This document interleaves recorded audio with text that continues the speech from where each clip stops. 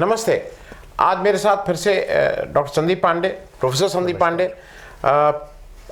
आज जब हम लोग शुरू किए कि आज किस पे चर्चा की जाए, तो बहुत बहुत जो मूलभूत, जो बेसिक, किसी भी इंसान की बेसिक नीड होती है, सोचिए क्या होती है।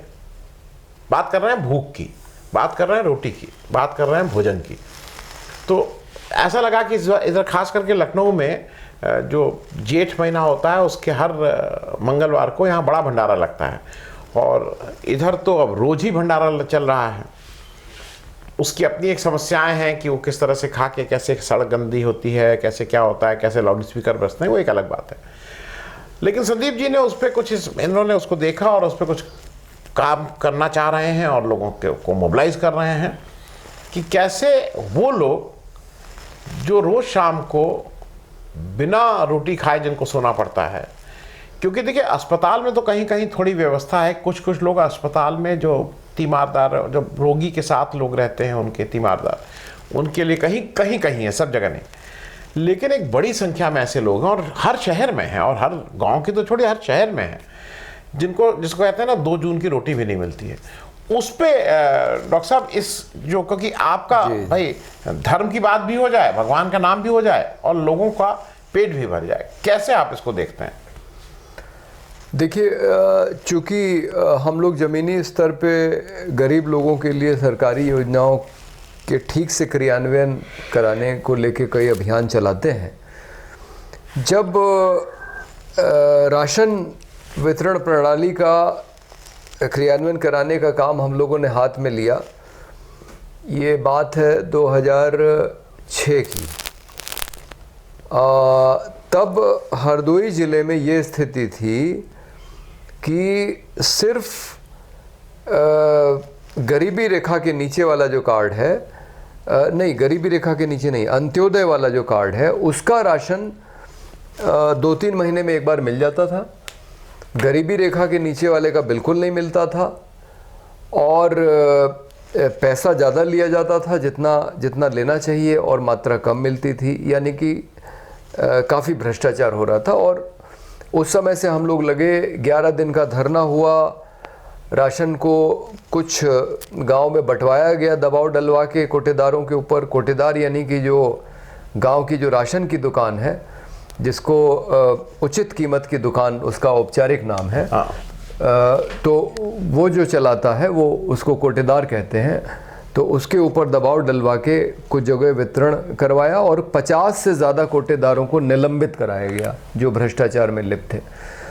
उसके बाद राष्ट्रीय खाद्य सुरक्षा अभियान एक चला, और राष्ट्रीय खाद्य सुरक्षा अधिनियम बना मनमोहन सिंह की सरकार में, और ये तय हुआ कि ग्रामीण इलाकों में 75% और शहरी इलाकों में 50% गरीब लोगों को राशन का अनाज दिया जाए।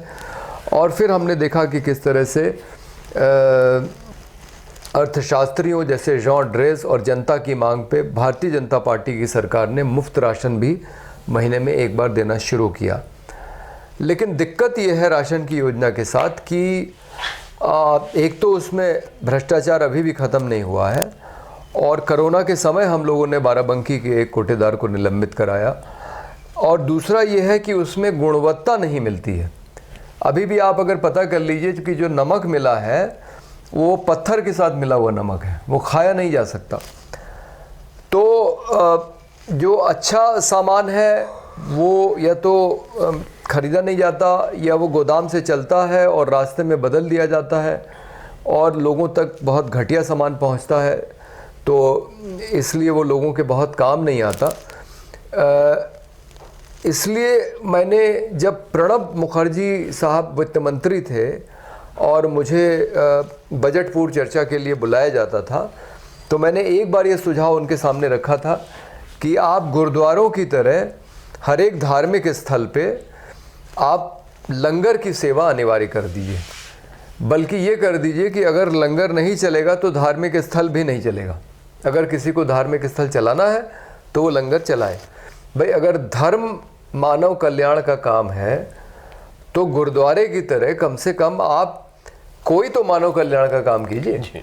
मंदिर के बाहर भीख देना मैं कल्याण का काम नहीं मानता, क्योंकि उसमें आप आदमी की गरिमा जो है उसके साथ आप समझौता कर रहे हैं, खिलवाड़ कर रहे हैं। अगर आप मानव कल्याण कर रहे हैं तो उसको पूरी गरिमा के साथ, जैसे गुरुद्वारे में पंगत में बैठा के खिलाया जाता है, उस तरह से सब जगह व्यवस्था होनी चाहिए।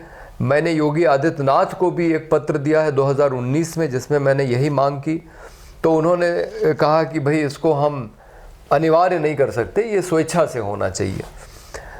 अभी जब ये भंडारा का जो कार्यक्रम है, अब ये धीरे धीरे जोर पकड़ रहा है, क्योंकि लोगों के अंदर जो धार्मिक भावनाएं हैं वो उभर रही हैं, जिस तरह की राजनीति देश में हो रही है। और कल जब मैंने देखा कि जगह जगह भंडारे चल रहे हैं, लोगों को खिलाया जा रहा है, छोटे छोटे मोहल्लों में लोगों की समितियों से लेके और जिला सहकारी बैंक तक, लखनऊ विश्वविद्यालय के अंदर सब लगे हुए हैं भंडारे। तो बहुत खुशी हुई कि चलो लोग एक अच्छे काम में लगे हैं। लेकिन मैं जो भिखारियों का पक्ष है वो भी रखना चाहूँगा। जो वहाँ लेने जाते हैं, भिखारियों की बात मैं कर रहा हूँ, जो रोज़ भीख के खाने पे निर्भर है, उनका कहना है कि रोज़ पूड़ी सब्ज़ी खाते खाते हम लोगों का पेट खराब हो जाता है और फिर और कोई चीज़ पचती ही नहीं है। तो पूड़ी सब्जी देखिए रोज़ कोई भी नहीं खा सकता, हम और आप भी नहीं खा सकते, मतलब कभी कभार उत्सव के अवसर पे ठीक है। तो मेरा ये मानना है कि जो ये भंडारा होता है इसकी जगह, और कल मैंने एक आध जगह ये सुझाव भी दिया, एक आदमी मेरे घर चंदा मांगने आया था, उसको मैंने यही कहा कि एक दिन के बजाय तुम किसी मंदिर को पकड़ लो और वहाँ 365 दिन का लंगर चलाओ। एक विकलांग महिला गांधी भवन में भंडारा चला रही थी, उनको भी मैंने ये सुझाव दिया, निशु शर्मा जी। तो मैं ये चाह रहा हूँ कि जगह जगह जो लोग ये अच्छा काम कर रहे हैं धार्मिक भावना से प्रेरित होके, वो अपने मोहल्ले का एक मंदिर ले लें और वहाँ पे चंदा जुटाएं, और इसके लिए जैसे गुरुद्वारों की व्यवस्था है उस तरह से एक व्यवस्था बनाएं, और 365 दिन अच्छा खाना जैसे वो घर में खुद खाते हैं, यानी कि रोटी दाल चावल सब्ज़ी सम्मान के साथ बैठा के लोगों को खिलाया जाए। तो इससे दो चीज़ें होंगी, एक तो ये कि खाद्य सुरक्षा की जो समस्या है देश में, और वो समस्या है क्योंकि मनमोहन सिंह जी ने प्रधानमंत्री रहते हुए यह कबूल किया था कि देश के आधे बच्चे कुपोषण का शिकार हैं। तो खाद्य सुरक्षा की समस्या का समाधान निकलेगा जब लोगों को अच्छा खाना मिलेगा। और दूसरा, आपको चौराहों पे जो लोग भीख मांगते हुए दिख जाते हैं, और हर एक बड़े शहर के मुख्य चौराहों पे आपको लोग मिल ही जाएंगे, और जब गाड़ियां खड़ी होती हैं तो वो कोई बच्चा गाड़ी साफ़ करने लगता है, कोई खिड़की पे महिला अपने बच्चे को लेके आ जाती है। तो ऐसे लोगों के लिए अगर सम्मान के साथ खाने की व्यवस्था मंदिर मस्जिद और गिरजाघरों में भी उसी तरह से हो जाए जैसे गुरुद्वारों में होती है, तो लोगों को अच्छा भोजन मिल जाएगा, भीख मांगने की ज़रूरत नहीं पड़ेगी।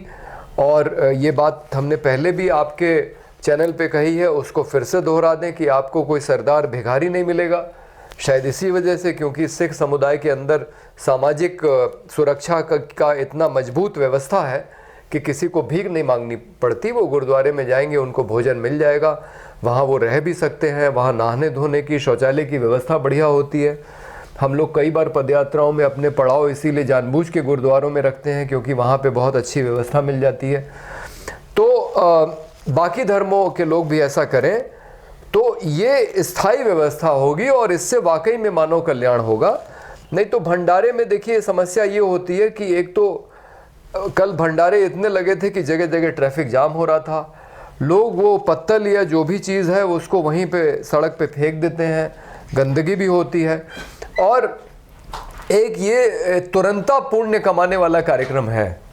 अगर आप वाकई में इंसान की मदद करना चाहते हैं, ज़रूरतमंद लोगों की मदद करना चाहते हैं, तो ये कार्यक्रम ठीक से धार्मिक स्थलों के अंदर इसको अच्छी तरीके से चलाना चाहिए, अच्छी गुणवत्ता वाला। हाँ, मैं इसमें एक चीज़ ऐड करना चाहूँगा। देखिए ऐसा है कि ये आपका एक्सपीरियंस है, आपने तो कई किचन चलाए थे कि कोरोना जब आया था और उस समय देखिए सबके व्यवसाय कम हो रहे थे, लोगों की आमदनी कम हो रही थी, लेकिन जब आपने लोगों से कहा कि भाई इस समय खाने के लिए लोगों को करना है, तो लोगों ने आगे बढ़ के खाने के लिए दिया। जी जी। धर्म के रूप में भी मैं बता दूं कि हिंदू धर्म में आज मान्यता यह है कि आप जब खाना खाने जाएं तो गौ ग्रास और चींटी का और कौवे का और कुत्ते का निकाल के आपको दे दें, ये तो मान्यता है हमारे यहाँ। जी जी। मुसलमानों में ज़कात की उनके यहाँ बात है कि भाई मतलब कहीं ना कहीं ये है कि भाई किसी और के लिए भी आपको भोजन की व्यवस्था करनी है। जी। मुझे ऐसा लगता है जो बात आप कह रहे हैं ये प्रैक्टिकल इसलिए हो सकती है कि जैसे एक कोई भी आप ले लीजिए, उसको थाने के क्षेत्र पे ले लीजिए या उसको पिन कोड के क्षेत्र पे ले लीजिए। अगर लखनऊ में जैसे 45 थाने हैं, करीब 45-46, एक थाना क्षेत्र में मैं दावे से कह सकता हूं कि कम से कम 200-300 भंडारे लगते होंगे, 200-300 से कम नहीं लगते होंगे। तो वो केवल कोऑर्डिनेशन की बात है कि अगर वो 300 भंडारे लग रहे हैं तो मतलब अगर रोज एक कोई लगाए तो 365 दिन लग सकते हैं। सही बात है। तो वो कहीं एक इंटरफेस की जरूरत है, किसी को उसको कोऑर्डिनेट करने की जरूरत है कि वो भाई आ जाओ, आज आपने लगाया, पुण्य तो वही है सब, क्योंकि आप खिला तो रहे हैं ईश्वर के बंदोई को, ऊपर वाले के लोगों को, तो आप उसमें पुण्य रोज लूटने का काम बना लीजिए। बहुत से जैसे बहुत से मंदिरों में होता है कि आज आप फूल सजाइए तो आज आप फूल सजाइए, तो वो काम भंडारे का क्यों नहीं हो सकता है? मैं इस पे पूछ रहा था ये कैसे हो सकता है, किसका नहीं, ये बहुत आसान है। देखिए हम तो पहला इस तरह का लंगर शुरू करने जा रहे हैं बाराबंकी के गांव असेनी में, और मंदिर का जीर्णोद्धार हो गया है। वहाँ आने वाली 27 तारीख को एक कंप्यूटर प्रशिक्षण केंद्र और पुस्तकालय का भी उद्घाटन हो रहा है, और उसके बाद वहाँ लंगर शुरू होगा मंदिर में। चौके का निर्माण हो गया है, बर्तन धोने की व्यवस्था बन गई है, बैठने का इंतज़ाम मंदिर के बरामदे में ही होगा। और हमने ये तय किया कि हम उस इलाके के जो गांव है वहाँ जाके लोगों से हम उनसे पूछेंगे कि वो साल में एक बार 2 बार जब फसल का समय है तो वो कितना अनाज दे सकते हैं, और वो सब एक रजिस्टर पे नोट हो जाएगा, और साल में एक बार या तो वो अनाज पहुंचा देंगे या जाके उनसे एकत्र कर लिया जाएगा। और मुझे लगता है कि इस तरीके से पूरे साल भर चल सकता है। और चूँकि हम लोग हिंदू मुस्लिम सांप्रदायिक सद्भावना का काम भी करते हैं, इसलिए हमारी कोशिश ये है कि मंदिरों पे जो समितियां बने लंगर चलाने की, उसका अध्यक्ष मुसलमान हो, और मस्जिदों में जहां समितियां बने उसका अध्यक्ष मुस्लिम हो, तो समाज अध्यक्ष हिंदू, उसका अध्यक्ष हिंदू हो, और उसमें हिंदू में भी सभी जातियों के लोग हों। ऐसा हम कोशिश कर रहे हैं ताकि सभी धर्मों और सभी जातियों का प्रतिनिधित्व, और महिलाओं का भी हर एक समिति में हो, और सभी लोग वहाँ पे जा सकें। बल्कि जो मंदिर का जीर्णोद्धार हुआ है बाराबंकी में, वहाँ तो एक शिक्षा का कार्यक्रम चलता है जिसमें मुस्लिम बच्चे भी आते हैं, और वहाँ पे एक बोर्ड लगाया जा रहा है कि इस मंदिर में किसी भी धर्म को मानने वाले का स्वागत है। तो ये इस तरह के काम की आज बहुत ज़रूरत है, क्योंकि जिस तरह का माहौल देश में बन गया है, जो धर्म के नाम पे राजनीति हो रही है, अगर हमको इस देश को, अपने समाज को बचाना है और लोगों को भी अपनी धार्मिक भावनाओं को सही दिशा में लगाना है, तो मुझे लगता है कि एक सकारात्मक पहल उनको लेनी चाहिए, सकारात्मक कार्यक्रम के साथ जुड़ना चाहिए। ये जो नफ़रत वाला कार्यक्रम है, हिंसा वाला कार्यक्रम है, ये हमारे देश को, हमारे समाज को बहुत नुकसान पहुंचा रहा है। इसलिए अभी मुझे लगता है कि ये बहुत ज़रूरी है कि जगह जगह लंगर और सेवा के काम हों, और उसमें लोग जिस तरह से सिख धर्म के लोग, उनके अंदर जो सेवा की भावना दिखाई पड़ती है, उससे हमको प्रेरणा लेनी चाहिए। जी, मैं एक चलते एक अंतिम प्रश्न है, क्योंकि मन में आ गया, इसलिए देखिए ऐसा है कि बहुत सी सरकार भी ये काम करती हैं, मतलब लंगर का नहीं, धर्म के नाम पे। जैसे सरकार कहती है कैलाश मानसरोवर जाइएगा तो एक हम आपको सब्सिडी देंगे, हज करने जाते थे तो एक सब्सिडी पहले मिलती थी, आजकल का मुझे नहीं मालूम मिलती है कि नहीं। आम आदमी पार्टी वाले वो कहते हैं हम अयोध्या ही आपको दर्शन कराएंगे, इस तरह का अलग अलग स्कीम है। मुझे लगता है कि ये जो दर्शन कराने से ज़्यादा बड़ा जो दरिद्र नारायण है, जो सबसे बड़े जो भूख का वो है, अगर सरकार को भी ये लगे कि भाई ठीक है आप मंदिर का जीर्णोद्धार कराना है या उसका कुछ ऐसा बना देना है कि खाने की व्यवस्था हो जाए या बर्तन का हो जाए, तो बजाय ये क्या इस यात्रा के लिए या हज के लिए या वो कराने के, उसको स्ट्रेंथन करें जो पूजा स्थल हैं, और वहाँ पे इस तरह की व्यवस्था करें कि खाने की जरूर कुछ इस तरह। सही बात है। देखिए जो सही में धार्मिक व्यक्ति है और वो मानता है कि ईश्वर एक है और ईश्वर सब जगह है, भाई कहा ही गया ईश्वर की परिभाषा ये है कि सर्वव्यापी, तो आपको कहीं और जाने की क्या ज़रूरत है? आप जो है जहाँ पे हैं वहीं पे आप ईश्वर की सेवा का काम कीजिए, जो आपके आसपास ज़रूरतमंद लोग हैं उनकी सेवा कीजिए, उसके माध्यम से ईश्वर का काम कीजिए। मतलब उस पत्थर के भगवान से तो अच्छा किसी हड्डी मांस वाले भगवान की पूजा करना वो ज़्यादा बेहतर काम। जी, बहुत बहुत धन्यवाद प्रोफेसर साहब। और उम्मीद है कि ये आप एक सिलसिला अगर शुरू कर रहे हैं बाराबंकी में जी, तो ये और जगह भी लोग इसको देख के प्रभावित होके, क्योंकि ये तो अच्छा है, इंसान की सेवा करना तो सबसे बड़ा है। मतलब किसी की भूख शांत कर दें, इससे बड़ी पूजा तो कुछ नहीं जी होगी। जी जी, बहुत बहुत धन्यवाद, थैंक यू सो मच। जी नमस्कार।